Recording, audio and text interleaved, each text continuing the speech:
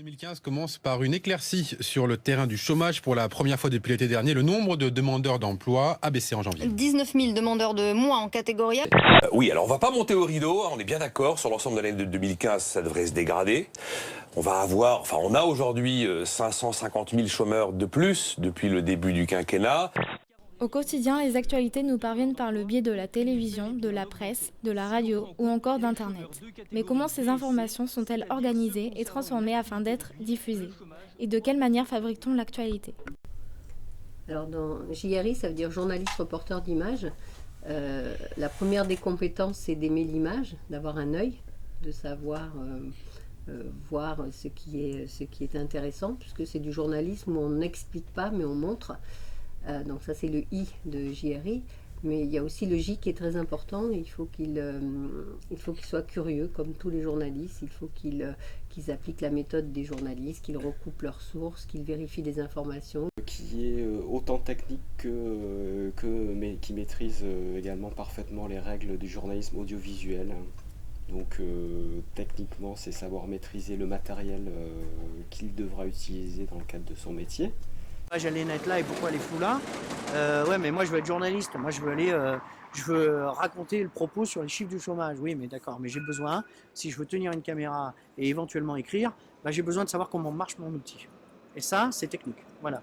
Ça, il ne faut pas vous cacher, la réalité, elle est là. Moi, j'ai fait un BTS audiovisuel avant d'aller faire le master. Ça veut dire quelque chose de très technique. J'ai fait une première A3 et un terminal A3 et après un BTS audiovisuel. J'ai appris l'image de manière très technique. Notre enquête nous a menés à l'école de journalisme l'IJBA, l'Institut de journalisme Bordeaux-Aquitaine, créé en 1966. Cette école est très réputée en France. J'ai auparavant fait une licence de droit, j'ai fait des études de journalisme à l'école de journalisme de Toulouse. Et donc je suis diplômé de cette école de journalisme et derrière ça j'ai enchaîné des travail dans la presse écrite comme rédacteur et en exerçant différents métiers de la presse écrite.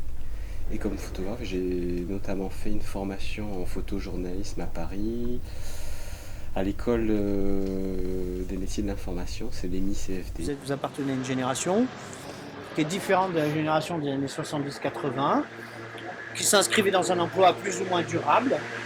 D'accord ? Aujourd'hui, la plupart des journalistes doivent savoir un petit peu tout faire. C'est-à-dire qu'on doit savoir à la fois tourner nos images, les monter, on doit savoir être rédacteur aussi. Donc on recherche beaucoup de profils de journalistes plutôt qui soient capables de tout faire en fait. J'ai repris des études, ce que je vous disais, c'est-à-dire je me suis dit mince, le métier il est en train d'évoluer. Si je ne sais que tourner, peut-être que je ne m'inscrirai pas dans le métier de demain. Peut-être que j'avais un peu de flair. Et je vous ai dit, essayez de voir comment sera le métier de demain, ça c'est important. Et donc là, je me suis dit, faut que je me forme à la rédaction. Je me suis formé à la rédaction par ce qu'on appelle le centre de formation des journalistes professionnels à Paris.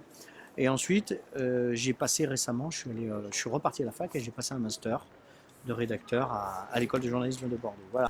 C'est ça, un bon JRI, c'est quelqu'un qui est à la fois un très bon technicien, qui est presque un artiste, qui a un œil et qui est aussi un très bon journaliste. C'est un peu une perle rare.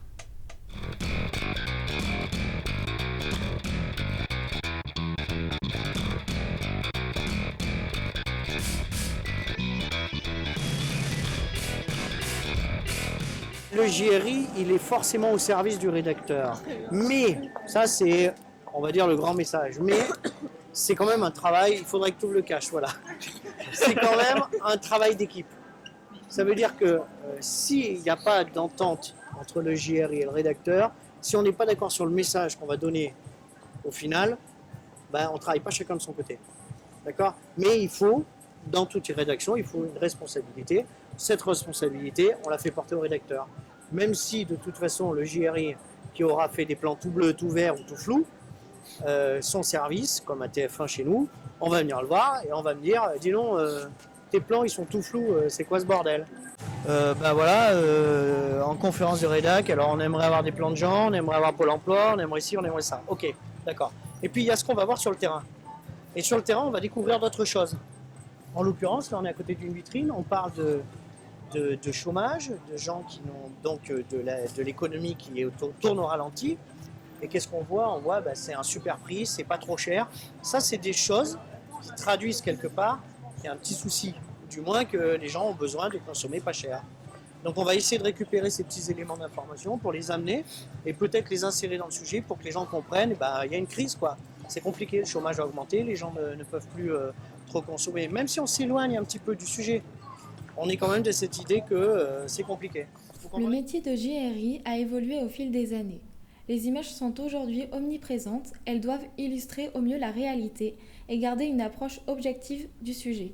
Ce métier requiert de nombreuses qualités et une bonne connaissance des actualités.